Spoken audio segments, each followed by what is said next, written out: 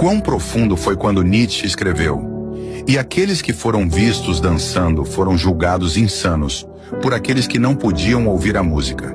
E assim é a condição humana: viver à mercê dos julgamentos de uma massa que se recusa a ver além do óbvio.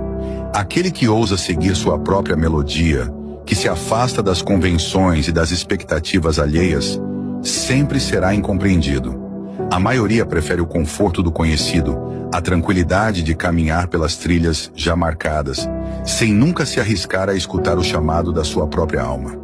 No entanto, a verdadeira grandeza reside justamente naqueles que têm a coragem de dançar com os próprios demônios, de seguir a música que os outros não conseguem sequer imaginar.